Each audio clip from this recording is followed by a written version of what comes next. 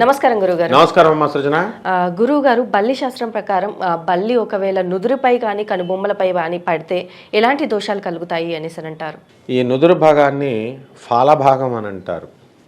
ఫాలలోచనుడు అంటే పరమేశ్వరుడు విశాలంగా ఉన్నటువంటి నుదురు కలిగినటువంటి వాళ్ళు. బల్లి ఎవరి మీద నుదురు మీద పడమంటే వాళ్ళ మీద పడదది.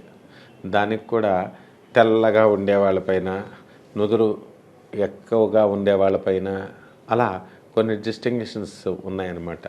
నల్లగా ఉన్న వాళ్ళకి ఇది ఇలా ఎక్కడ ఏ పార్ట్లో పడాలో దానికి కర్మ తెలుస్తుంది. వీడి జీవుడు ఏం తప్పు చేశాడు, వీడికి త్వరలో ఏం జరగబోతుందో దానికి కనబడుతుంది. కాకి ఎలాగైతే పితృదేవతలు కనబడతారో, చుట్టాలు వస్తుంటే చుట్టాలు చచ్చిపోతే మా చెప్పుద్ది వచ్చి మనకు అరిచి కావు కావు అని.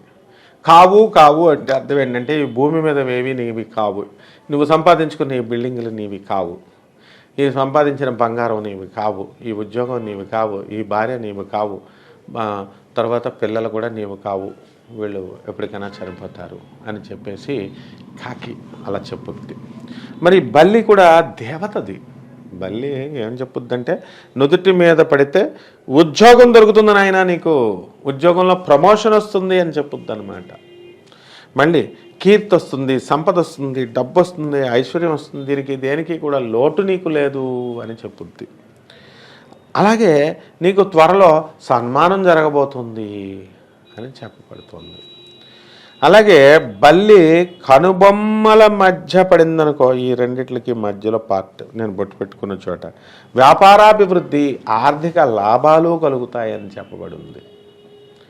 అలాగే కనుబొమ్మల పైన ఇక్కడ పడిందనుకో, నువ్వు డబ్బు ఎక్కువ ఖర్చు పెడతావునైనా నీకు త్వరలో నీ కూతురు పెద్ద మనిషి అవుతుంది, నీ కూతురు పెళ్ళి అవుతుంది, నీ కొడుకు కాలేజీల్లో ఫీజులు కట్టాలి అన్నది చూపిస్తుంది.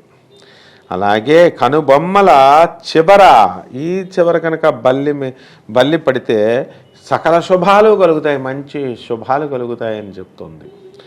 అండ్ కనుబొమ్మల ఎడమ భాగమున పడితే కనుక ఇక్కడ అవమానాలు కలుగుతాయి అని చెప్పాడు. అలాగే స్త్రీలకు నుదుటి మీద కనుక బల్లి పడితే ధనలాభం కలుగుతుంది అన్నారు. బాగుంది ఇంతవరకు. మరి ఈ యొక్క మగవాళ్ళకి కనుబొమ్మల మీద ఈ కుడి సైడ్ పడితే నో ప్రాబ్లం, ఎడమ సైడ్ పడితే మనకి ఆరోగ్య భంగాలు, కష్టాలు వస్తాయి. స్త్రీలకి ఎడమ పార్ట్న పడితే వాళ్ళకి లాభాలు, కుడి పార్ట్న పడితే కష్టాలు, నుదుటి మీదైనా ఇది మీదైనా. అండ్ తెల్లగా ఉండేటటువంటి వాళ్ళు చామంచాయి రంగు, నలుపు రంగు వాళ్ళు ఉన్నారు. ఈ తెల్లగా ఉండే వాళ్ళకి మగవాళ్ళకి క్వైట్ ఆపోజిట్ అనమాట, వైట్ ఇంటూ బ్లాక్. వీళ్ళకి మగవాళ్ళకేమో తెల్లగా ఉండే మగాళ్ళకి ఎడమ పైన పడితే లాభాలు.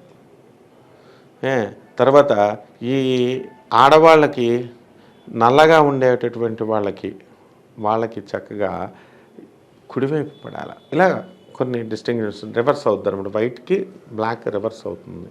కానీ ఇదంతా కూడా హాస్యాస్పదంగా ఉంటుంది, కానీ బట్ ఇట్స్ ఎ ఫ్యాక్ట్ అనమాట. ఈ డిఫరెంట్ పార్ట్స్లో పడుతుంది కాబట్టి ఇలా జరుగుతుంది అని చెప్పొద్దమ్మా. మరి అలాగే ఈ బల్లి పడిన వెంటనే వీరు చేయాల్సిన, పాటించాల్సిన పరిహారాలు ఏంటంటారు? చాలా రెమెడీస్ ఉంటాయి. అందులో బెస్ట్ అండ్ ఈజీ రెమెడీ ఏంటంటే ఇంట్లో బాత్రూంలోకి పరిగెట్టడం, తలంటే స్నానం చేయడం చేసేసి చక్కగా ఇంత ఉప్పు మిరియాలు తీసుకొని అక్కడ భగవంతుడికి నైవేద్యంగా పెట్టేసి చక్కగా దండం పెట్టేసుకొని నాకు ఈ దోషాలు పోవాలని వచ్చేసేయడం. అలాగే అక్కడ ఎవరైనా కంచి, మీ చుట్టాల్లో ఎవరైనా కంచి వెళ్ళిన వాళ్ళు ఎవరైనా ఉంటే, బంగారు బల్లి ముట్టుకున్న వాళ్ళు ఉంటే వాళ్ళు ముట్టుకుంటే సరిపోతుంది.